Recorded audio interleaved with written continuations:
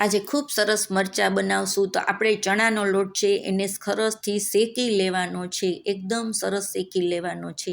પછી ઠંડો થઈ જાય એટલે સારી એવી કોથમરી, ધાણા જીરું, મીઠું, થોડોક ગરમ મસાલો, હળદર અને આ છે ખાંડનો થોડોક ભૂકો અને લીંબુ, એ બધું જ નાખી અને મિક્સ કરી લેવાનું છે। અને આ ફ્રેન્ડ આમાં જો તમારે લસણ નાખવું હોય તો નાખી શકો છો, પણ હું આજે પ્યોર જૈન બનાવું છું।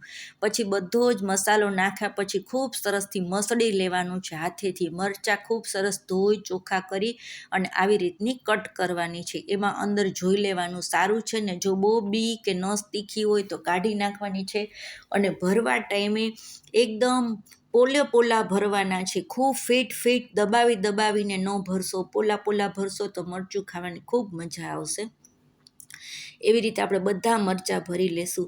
અને આ એક સ્ટેજ ઉપર એક વાત કરું તમને કે જો તમારે ભરેલા મરચાં ન કરવા હોય તો મરચાંની ચીરું કરી અને એને બાફી અને પછી પણ મસાલો તમે એમાં એડ કરી શકો છો। હવે આપણે મરચાંને બાફવા મૂકી દીધા છે। વધેલા લોટમાં આપણે 1 ચમચી તેલ નાખી અને તેલ નાખશું તો એનું મીઠું એકદમ મુઠ્ઠીઓ સરસ વળી જશે, એને પણ સાથે આપણે બાફી લેશું।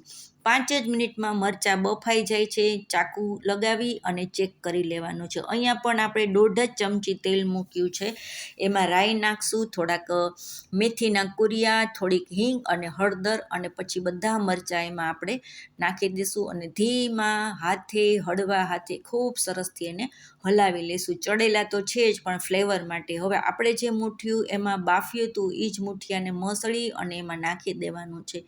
આવી રીતના એકવાર ટ્રાય કરજો, ખૂબ સરસ બનશે। અને જો તમારે અહીંયા લસણ ડુંગળી મૂકીને વઘાર કરવો હોય તો પણ ખૂબ ટેસ્ટી થશે। તો ગુજરાતી લોકોના ખૂબ ફેમસ મરચાં છે, અત્યારે બહુ સરસ આવે છે। સબસ્ક્રાઈબ કરીને જાજો, વિડીયો શેર કરજો।